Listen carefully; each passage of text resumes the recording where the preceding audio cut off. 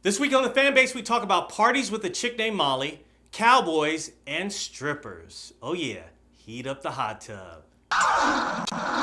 Run it. The fan base. Hey there, welcome and thanks for coming back to the fan base. I am your host, D'Olive, and I am joined by my sidekick slash mascot, Leo the Lion. I love football's training camps. You love training camps? Yes, guys do a lot of fighting. Did you see the one with the Raiders and the Cowboys? I did. Lots of aggression by two teams that won't make the playoffs. This episode of the fan base is brought to you by Testosterone.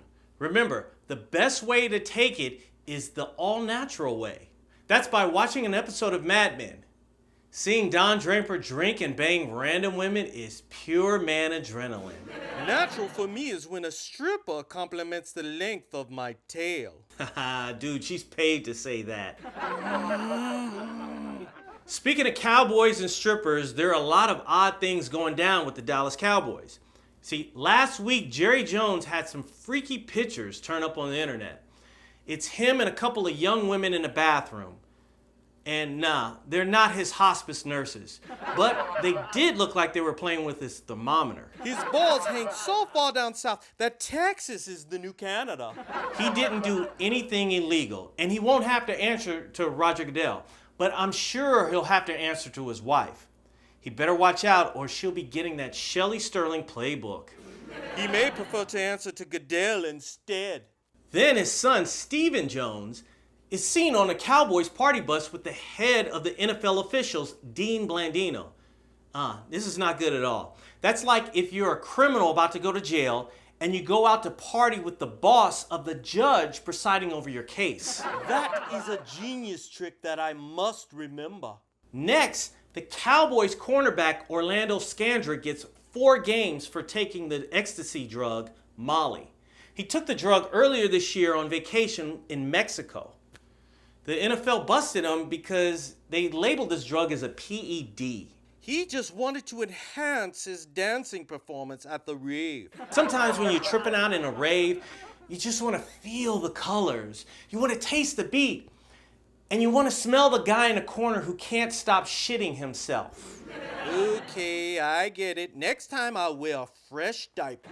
But once again, we go back to how many games the NFL gives out for suspensions. 4 games for Scandrick, 2 games for Ray Rice. You know the policy, right? Yep, 4 games for sucking on Molly, 2 games for a hit of Molly. I think Molly would prefer the sucking. The Steve Ballmer deal for the Clippers has officially gone through. The Clippers are now Microsoft. I thought they were before, which is why they can't advance to the conference finals. They're soft for letting Shelley Sterling hang around. The Clippers have made Shelley Sterling their number 1 fan. She still gets to hang out on the sideline.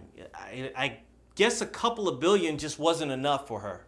They're throwing her a bone for making the deal happen. Remember now, she's no angel herself. The only reason she is up for selling the team is because her husband didn't do what she wanted in the beginning by controlling his mistress. He gave his mistress too much. Right? I mean, he was supposed to tell her no to the supercharged Maserati. She can only have the one that's regular charged. Ballmer will restrict her access to only millionaires and not billionaires. The Toronto Raptors have 99 problems with Drake, and getting a free agent is 1. What? A rapper that does not follow rules? Kevin Durant was at one of Drake's concerts in Toronto. While on stage, Drake decided to tell Durant that he should choose to play for the Raptors when he becomes a free agent.